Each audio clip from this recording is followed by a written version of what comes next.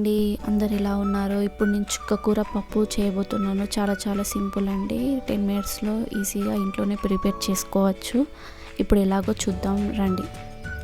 ఒక కప్పు కందిపప్పుని బాగా వాష్ చేసేసుకొని ఒక హాఫ్ అన్ అవర్ నానబెట్టేసుకోవాలి. ఇప్పుడు 2 కట్టల చుక్క కూర ఆకులని కడిగేసి పక్కకు పెట్టేసుకోవాలి.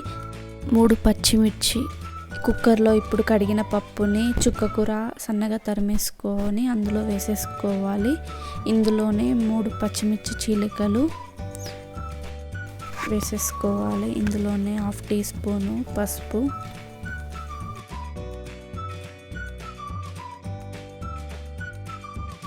సరిపడా ఉప్పు, 1 టీ స్పూన్ కారం వేసేసుకోవాలి. ఇందులోనే 1 టీ స్పూన్ ఆయిల్. మనం ఏ కప్పుతోటైతే పప్పు తీసుకున్నామో అదే కప్పుతోటి 3 కప్పుల వాటర్ని ఇందులో యాడ్ చేసేసుకోవాలి. ఇలా కలిపేసుకొని కుక్కర్ మూత పెట్టేసుకోవాలి. 2 విజిల్స్ వచ్చే వరకు ఉడకనిచ్చుకోవాలండి. ఎల్లిపాయ జీలకర్రని ఇలా దంచుకొని పక్కకు పెట్టేసుకోవాలి. 2 రెమ్మల కరివేపాకు. ఇప్పుడు స్టవ్ ఆఫ్ చేసుకొని కుక్కర్ మూత తీసి పప్పుని ఇలా రుబ్బుకోవాలండి. పప్పు ఇలా మెత్తగా కావాలి. ఇందులోనే మనము ఎల్లిపాయ జీలకర్రని కలిపేసుకొని ఒకసారి కలుపుకోవాలి. టేస్ట్ అనేది చాలా బాగుంటుంది ఎల్లిపాయ జీలకర్ర వేస్తున్నాం కాబట్టి.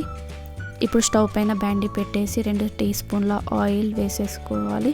ఇందులోనే ఆవాలు, జీలకర్ర, ఇంగువ వేసుకోవాలి. ఆవాలు జీలకర్ర ఇలా వేగాక ఇందులోనే మనము 2 ఎల్లిపాయ ముక్కల్ని సన్నగా తరిమేసి పోపులో వేసేసుకోవాలి. అలాగే మనం ఎల్లిపాయ జీలకర్ర పక్కకు పెట్టుకున్నాం కదా, ఇందులోనే పోపులో కొంచెం యాడ్ చేసుకోవాలి.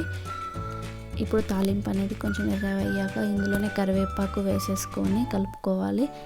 అందులోనే కొంచెం పసుపు వేసేసుకొని పోపు మరి కొంచెం ఎర్రగా అయ్యే వరకు కలుపుకోవాలి. ఈ పోపును అనేది ఇందులో పప్పులో కలిపేసుకొని కొత్తిమీరతో సర్వ్ చేసుకుంటే చాలా బాగుంటుంది. అంతేనండి, చుక్కకూర పప్పు రెడీ. చపాతీలో కానీ రైస్లో కానీ చాలా బాగుంటుందండి. మీరు కూడా ట్రై చేయండి.